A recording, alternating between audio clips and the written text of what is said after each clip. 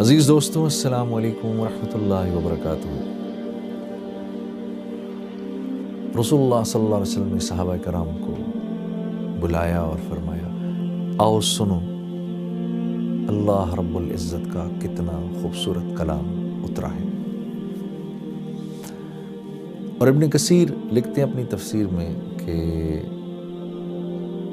جب اللہ نے جنت عدن کو بنایا تو جنت عدن اتنی خوبصورت بنی کہ اللہ نے مسکرا کے اس کو دیکھا اور مسکرا کے پھر اللہ رب العزت نے فرمایا کچھ بول، تو جنت عدن نے 10 آیتیں پڑھی اللہ کے سامنے، قد افلح المؤمنون سے ہم فیہا خالدون تک۔ اور کچھ ہمارے جو مفسرین ہیں وہ یہ بھی لکھتے ہیں کہ ان آیتوں میں دراصل اللہ رب العزت نے صحابہ کرام رضوان اللہ علیہم اجمعین کی صفات بیان کی ہیں کہ صحابہ کرام ایسے ہیں۔ تو کتنے خوش قسمت ہیں وہ لوگ جو جن میں یہ صفات ہوں گی، جن صفات کا اللہ رب العزت نے ذکر کیا ہے، کیونکہ انسانی فطرت ہے، انسان کامیاب ہونا چاہتا ہے۔ We all want to be successful۔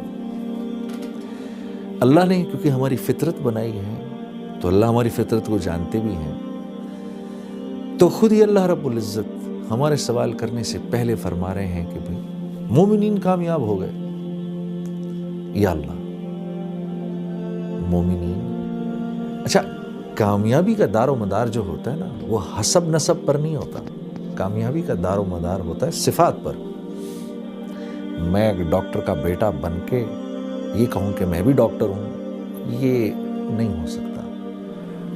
Doctor بننے کے لیے مجھے ڈاکٹرز کی محنت کرنی پڑے گی، پھر ڈاکٹرز کی صفات، ان کی نالج میری زندگی میں آئیں گی، چاہے میں کسان کا لڑکا ہی کیوں نہ ہوں۔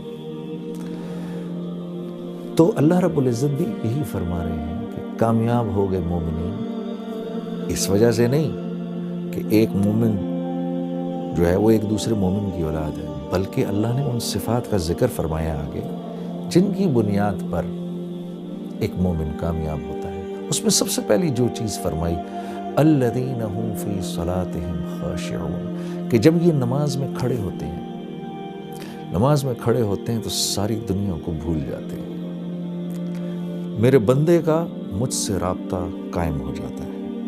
اس وقت میرے بندے کے لیے مجھ سے زیادہ کوئی محبوب نہیں۔ اور ایک روایت میں ایسے بھی آتا ہے کہ جب آدمی اللہ اکبر کر کے کھڑا ہوتا ہے تو اللہ رب العزت کی کریم ذات انسان کے سامنے ایسے آ کے کھڑی ہو جاتی ہے، اور ایک فرشتہ ادھر کھڑا ہو کے انسان کو کان میں کہتا ہے، اگر تو اس وقت دیکھ لے کہ تیرے سامنے کون سی ذات کھڑی ہے تو قیامت تک تو سلام نہ پھیرے، اگر اتنی زندگی ملے تو۔ تو اللہ پاک فرما رہے میرے بندے جب میرے سامنے کھڑے ہوتے ہیں ساری کائنات ان کو بھول جاتی ہے۔ اچھا، خشوع و خضوع، میں ایک دفعہ ہمارے بڑے بزرگ ہیں نظام الدین کے مولانا سعد صاحب دامت برکاتہم، ان کا بیان سن رہا تھا تو مولانا سعد صاحب فرماتے ہیں کہ خشوع سے مراد یہ ہے کہ آدمی اللہ کے سامنے کھڑا ہے، پھر خیال ادھر ادھر گیا، فوراً اس کو واپس لے آیا کہ نہیں میں اللہ کے سامنے کھڑا ہوں، کیونکہ ہر وقت دھیان یہ رہے کہ میں اللہ کے سامنے کھڑا ہوں، یہ تو ایک احسان کی لیول ہے، اللہ وہ ہمیں نصیب کرے۔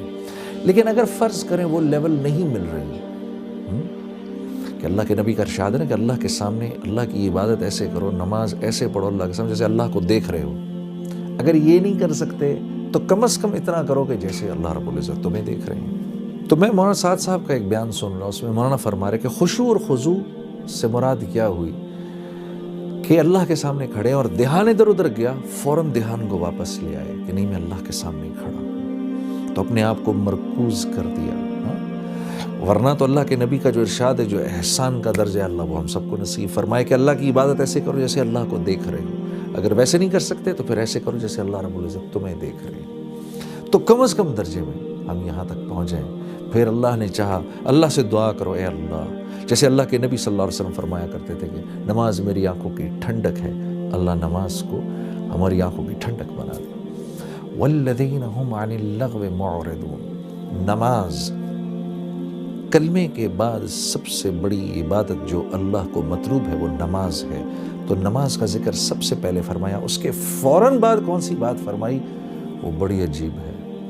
اس کے بعد روزہ رکھنے کو نہیں فرمایا، زکوٰۃ دینے کو نہیں فرمایا، حج کرنے کو نہیں فرمایا، اس کے بعد فرمایا مومنین میرے کامیاب بندے وہ ہیں جو اپنا ٹائم ضائع نہیں کرتے، فضول کاموں میں اپنے وقت کو ضائع نہیں کرتے۔ امام ابو داؤد رحمہ اللہ نے، روایت میں آتا ہے کہ 1.5 لاکھ احادیث کا مطالعہ کیا، فرماتے ہیں، پھر فرماتے ہیں میں نے اس میں سے تقریباً 1,500 احادیث نکالی، ان میں سے 4 احادیث جو تھیں وہ ان 1,500 احادیث کا نچوڑ تھیں۔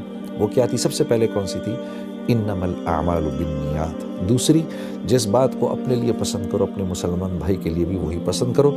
تیسری، ایک حلال ہے ایک حرام ہے، بیچ میں مشتبہ ہے، جو مشتبہ کو بھی چھوڑ دے گا جب وہ دعا کرے گا فرشتے اس کی آمین پر آمین کہیں گے۔ اور چوتھی کیا تھی؟ اسلام کی خوبصورتی لایانی سے بچنے میں ہے، یعنی ہر اس کام سے اپنے آپ کو بچانا جس میں نہ دنیا کا فائدہ نہ آخرت کا فائدہ۔ آج کے دور میں بدقسمتی سے موبائل فونوں نے ہمارے اوقات لے لیے ہیں۔ میں جنرلی جب ایئرپورٹس وغیرہ پہ، کیونکہ میرا ٹریول کرنا بہت ہے، میں ایئرپورٹس پہ جاتا ہوں، اب یقین کریے 100 لوگ بیٹھے ہیں تو ان میں سے میرے خیال ہے 98 لوگ اپنے موبائل کو دیکھ رہے ہوں گے۔ بلکہ میں تو کہتا ہوں آج کے دور میں سر اٹھا کے چلنے کی توفیق ہی اس کو ملتی ہے جو اپنے موبائل کو نہ دیکھ رہا ہو۔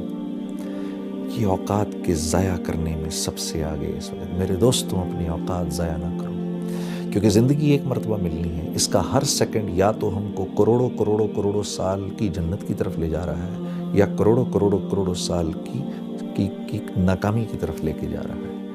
اور ان ربک لبالمرصاد، ہاں اللہ رب العزت دیکھ رہے ہیں ایک ایک لمحہ ہمارا۔ اور یہ زندگی اتنی تھوڑی ہے، اتنی تھوڑی ہے، جیسے برف ہے نا، پگھل رہی ہے پگھل رہی ہے، اس نے پگھل جانا ہے، کتنا ہی بڑا بھی برف کا تودہ کیوں نہ ہو یہ پگھل جاتا ہے۔ تو اللہ رب العزت کامیاب لوگوں کی جو دوسری صفت بیان فرما رہے ہیں وہ یہ کہ وہ اپنے اوقات ضائع نہیں کرتے۔